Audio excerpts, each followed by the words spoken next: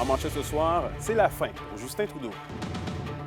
La démission du premier ministre du Canada fait vivement réagir le député bloquiste Sébastien Lemire. Une décision qu'il prend beaucoup trop tard parce que le fait de la prendre aussi tard amène le Canada dans une situation absolument chaotique. Le congé des fêtes aura été fatal pour deux motoneigistes de la région. Et Rouyn-Noranda est endeuillé par le décès de l'un de ses bâtisseurs et philanthropes.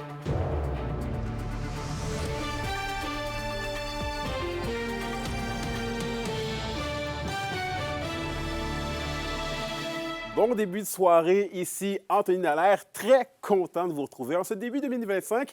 Bref, bienvenue au TVA à 18h. Voilà, c'est chose faite. Après plusieurs mois de crise, Justin Trudeau démissionne de son poste de chef du Parti libéral du Canada. Rappelons que la grogne au sein de son propre parti se faisait de plus en plus ressentir.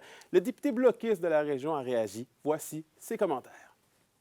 Donc, M. Lemire, on a appris ce matin le départ de Justin Trudeau de la chefferie du Parti libéral du Canada. C'est quoi vos réactions par rapport à ça? Bien, il a enfin pris la bonne décision, une décision qu'il prend beaucoup trop tard parce que le fait de la prendre aussi tard amène le Canada dans une situation absolument chaotique. On le voit face à l'arrivée de Donald Trump qui va prendre le pouvoir le 20 janvier prochain. On le voit par rapport à tellement de projets de loi et de mesures qui tombent en ce moment parce que l'annonce d'aujourd'hui, c'est la prorogation du Parlement, donc on ne retournera pas en Chambre avant le 24 mars, et tous les projets de loi tombent. Et ça, c'est probablement ce qui est le plus dramatique dans la situation. Des projets comme la gestion de l'offre qui se sont fait niaiser au Sénat par des sénateurs non élus pendant 1 an et demi meurent au feuilleton. Tout le processus est à recommencer. Même chose pour bonifier le revenu des aînés. Donc, pour moi, le vrai drame aujourd'hui, c'est ces éléments-là. Et vous parlez de chaos, parce qu'il faut le dire, Justin Trudeau demeure quand même premier ministre jusqu'à temps que le parti trouve un nouveau chef. Est-ce que dans le contexte, il aurait dû simplement quitter, quitte à justement déclencher de nouvelles élections pour repartir en fait le processus? Là? Bien, à mon sens, je pense qu'il va juste simplement assurer la fonction administrative du rôle de premier ministre, c'est-à-dire parfois d'autoriser des décisions ou autres. Dans les circonstances, ça lui appartient. Reste que je pense que le message est très clair de la part des Canadiens, des membres de son parti également. Il devait quitter et le prochain message, bien, c'est que ça prend des élections parce que son étoile est complètement morte, terne, et c'est celle du Parti libéral aussi. C'est son bilan de près de 10 ans comme premier ministre dont on retiendra quoi ultimement? La question se pose, la légalisation du pot. Après ça, c'est un déficit monstre de 62 milliards pour l'année dernière. On était déjà à 50 milliards de dépenses supplémentaires de déficit cette année. C'est ce qui est annoncé dans l'énoncé budgétaire. Donc, qu'est-ce qu'on va retenir réellement de la gouvernance là, comme premier ministre de Justin Trudeau? Je pense bien des mots. Là. Puis on entend qu'il y a beaucoup de rapports qui doivent être faits sur des dépenses dans un contexte COVID et autres qui sont absolument catastrophiques pour l'économie canadienne. Et en terminant, là, on a un peu mentionné d'entrée de jeu, mais reste quand même que la question se pose. C'est quoi peut-être, là, selon vous, c'est quoi l'horizon pour vous? Là? Parce que je veux pas, la Chambre est prorogée jusqu'au 24 mars. Il va falloir avoir une course à la chefferie. Donc, plusieurs choses qui font en sorte que la Chambre ne bouge pas vraiment. Je veux dire, est-ce que vous avez peur qu'on perde de yeux certains objectifs que vous étiez fixés autant pour les régions que pour le Québec, en fait? Là? Ah, bien, pour moi, ça va être une occasion de prendre du temps dans la région, de faire le tour des gens, d'aller sur le terrain. C'est un peu comme un mode d'été, hein? Il y a des vacances peut-être rapidement, mais dans le contexte, elles viennent d'être prises. Là. Fait que c'est de faire le tour de la région. Si on est appelé à se déplacer, je suis toujours porte-parole des relations avec les Autochtones, porte-parole des sports. Donc, tout ça va m'amener à faire du terrain. Mais la première responsabilité, puis c'est ce qui est agréable dans les circonstances, bien, ça va être du temps pour être chez nous, en famille, auprès des miens, mais aussi auprès des jeunes d'Abitibi-Témiscamingue.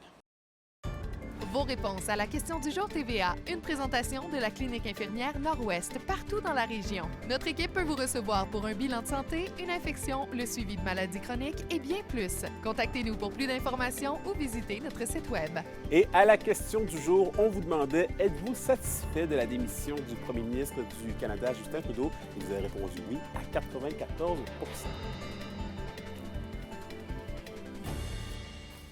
Et changeons complètement de sujet avec les variations de température de l'hiver pouvant passer de moins 20 degrés Celsius à 10 degrés Celsius en quelques jours. La saison de motoneige 2025 est pour l'instant rocambolesque. Ajoutant à cela 2 décès tragiques survenus durant le temps des fêtes, Alexis Dumont fait le point. 2 motoneigistes ont tragiquement perdu la vie durant le temps des fêtes. Alors qu'un homme de 70 ans a perdu la vie dimanche à Valparadis, au nord de la Sarre, après que son engin ait entré en collision avec un garde-fou, un autre homme, lui âgé de 43 ans, est décédé la semaine dernière alors que sa motoneige a sombré dans les eaux de la rivière Aricana à Amos. C'est toujours désolant d'entendre qu'il y a des gens qui sont décédés en motoneige. Chaque fois qu'on voit qu'il y a un décès en lien avec un sport qu'on aime tant, le cœur nous arrête un peu.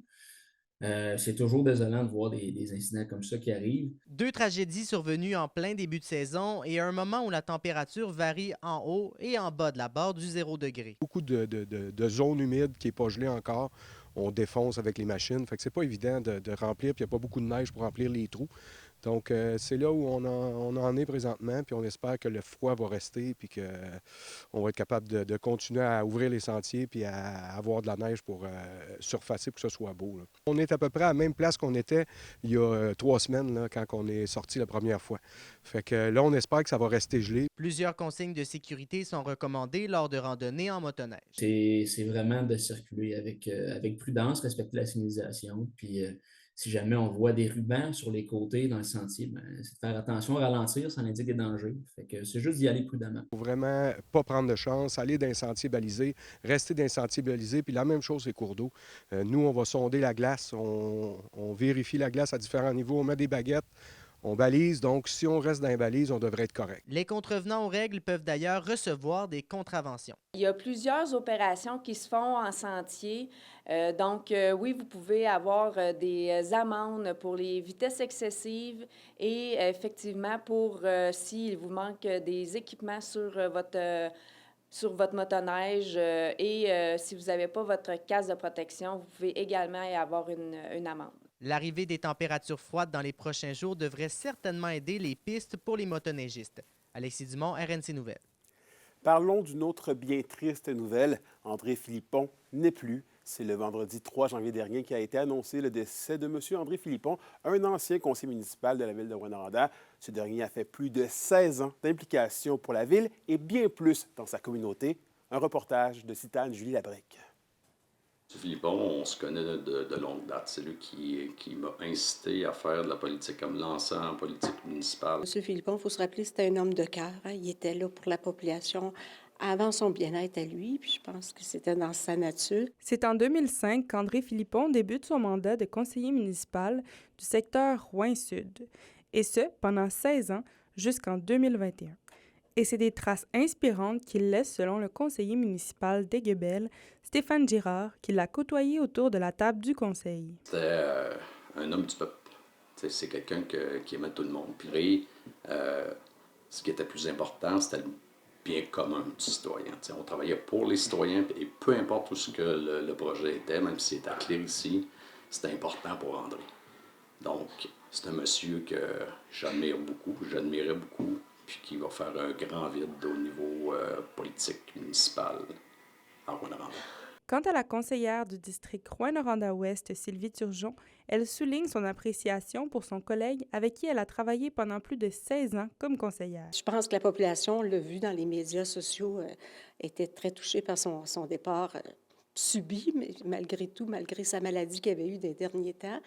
Mais ça s'est annoncé, c'est arrivé très rapidement. On n'aurait pas pensé ça aurait été si vite.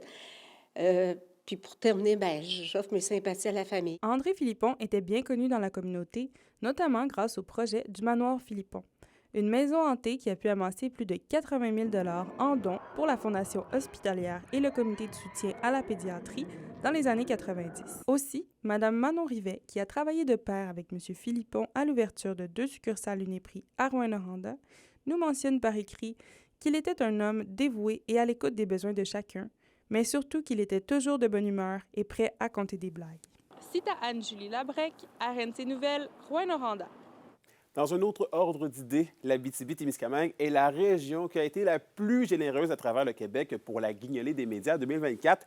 C'est donc un peu plus de 695 000 $ qui ont été amassés en dons dans les 4 coins de la région. Plus de 286 000 $ ont été amassés à Rouyn-Noranda, un peu plus de 165 000 $ à Val-d'Or, plus de 83 000 $ au Témiscamingue, près de 68 000 $ à Amos, un peu moins de 47 000 $ à La Sarre et plus de 25 000 $ à Malartic et Vriaria.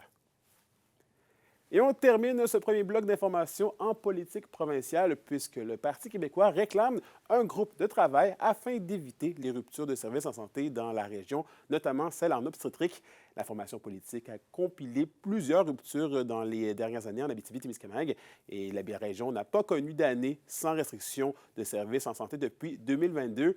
Le PQ souhaite ainsi que l'Agence Santé Québec trouve des solutions durables pour maintenir les services. L'indice boursier minier au TVA Nouvelle 18h est une présentation de GFM Groupe Financier. Dirigeants d'entreprises et particuliers, fiez-vous aux experts de GFM pour vos placements, assurances de personnes et assurances collectives. Car pour vous, ils vont au-delà de la finance. La directrice générale du FME quitte le navire en ce début d'année 2025. On vous dit au retour les raisons qui ont poussé Marie-Luce Doré à quitter la tête du festival musical à portée internationale. Les SADC de l'Abitibi-Témiscamingue et du nord du Québec vous présentent la bonne nouvelle économique TVA. Affilié à l'organisme Ski de fond Québec et localisé au 80 La Sarre, le club Skinock Inc. relance ses activités en offrant aux jeunes et aux adultes 15 km de sentiers sécurisés de ski classique, dont 2 pour le patin. Cette nouvelle offre sportive représente un attrait significatif ralliant les groupes intergénérationnels, un facteur important pour la vitalité du milieu et l'accueil de nouveaux arrivants. Les SADC, partenaires de l'économie de la région.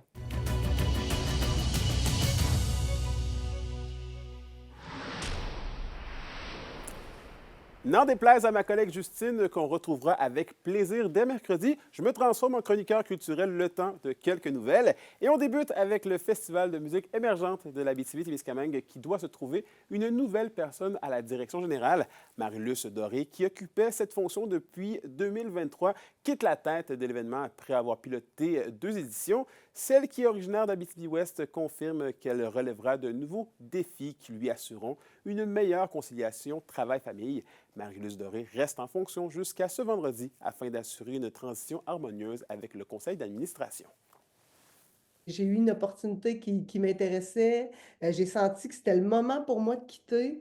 Ça fait 2 ans que j'étais au FME, mais ça fait quand même 18 ans que je suis dans le milieu culturel.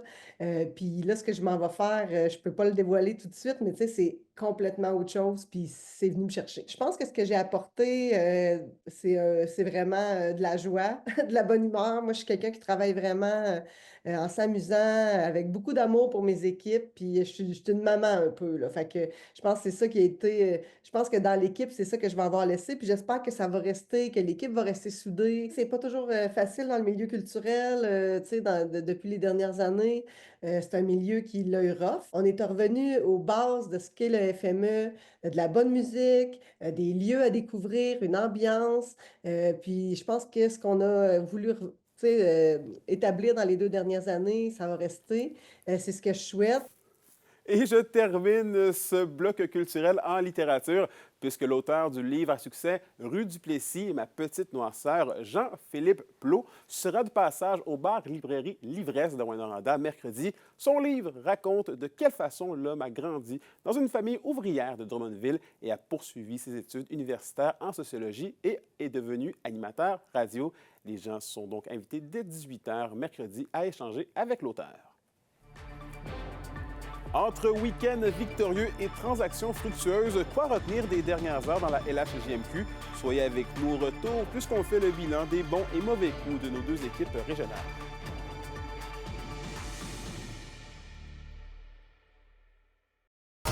Les sports vous sont présentés par Thibaut GM, votre concessionnaire de confiance à Rouyn-Noranda, là où qualité et choix se rencontrent. Et au sport, grosse fin de semaine d'action pour nos 2 équipes de la région. D'abord, les Huskies reviennent d'un week-end de 3 matchs sur les patinoires adverses avec une fiche positive. La Meute était d'abord en action vendredi dans une série de 2 matchs contre les Remparts de Québec. Malgré une nette domination des hommes de Steve Hartley, ces derniers ont dû s'avouer vaincus 4-2. Les Huskies ont toutefois eu le dessus 4-0 le lendemain sur ces mêmes remparts. La troupe rouyn-norandienne s'est ensuite dirigée du côté de Rimouski pour y affronter l'Océanique. Dans un match digne de série éliminatoire, les Huskies ont réussi à avoir le dernier mot en tir de barrage et ont conclu la rencontre avec une victoire de 5-4. Et du côté des Foreurs, Ils débutent l'année en force et reviennent dans la région avec un sans faute. Le Warrior a commencé son périple de 2 matchs en 2 soirs du côté du centre Slush Poppy pour y affronter les Olympiques. Ces derniers n'ont jamais regardé en arrière et ont offert une performance convaincante pour repartir de Gatineau avec un gain de 3-1. Les Foreurs étaient de retour à l'action dimanche contre les puissants Voltigeurs de Drummondville qui trônent au 2e rang du classement général. Contre toute attente, les hommes de Maxime Desruisseaux ne s'en sont pas laissés imposer et reviennent à la maison avec un gain de 5-2. Par ailleurs, ça bouge beaucoup à moins de 24 heures de la date limite des transactions. Très silencieux au cours des dernières semaines, les DG des Huskies et des Foreurs se sont mis à l'œuvre aujourd'hui. Les Foreurs de Val-d'Or ont annoncé avoir échangé l'attaquant Nathan Barry aux Voltigeurs de Drummondville. En retour, Val-d'Or met la main sur des choix de 2e, 3e et 4e ronde. Barry aura passé 2 ans à Val-d'Or, totalisant 90 points en 134 matchs. Il portait également le A d'assistant capitaine avec l'équipe. Les Foreurs ont également annoncé avoir mis la main sur l'attaquant Brett Usyk des Islanders de Charlottetown. Usyk est un allié droit de 6 pieds 4 pouces de 18 ans. Il a disputé 22 matchs cette saison, amassant 2 mentions d'aide. Et du côté des Huskies, le défenseur Dylan Gill effectua un retour dans la LHMQ, mais ne sera pas à Rouyn-Noranda. Les Huskies l'ont échangé aux Wildcats de Moncton. La Meute met la main sur 4 choix au repêchage et un attaquant de 16 ans. En retour de Gill, le défenseur de 20 ans aura disputé 4 saisons à Rouyn-Noranda, portant même le C de capitaine. Il évoluait depuis le début de la saison avec le Crunch de Syracuse dans la Ligue américaine. Les Huskies ont également fait l'acquisition de 2 attaquants. Pour une nouvelle importante à nous communiquer, contactez-nous, nouvelles au pluriel, @rncmedia.ca, par téléphone au 1-866-463-4636 et notre site web tvaabitibi.ca.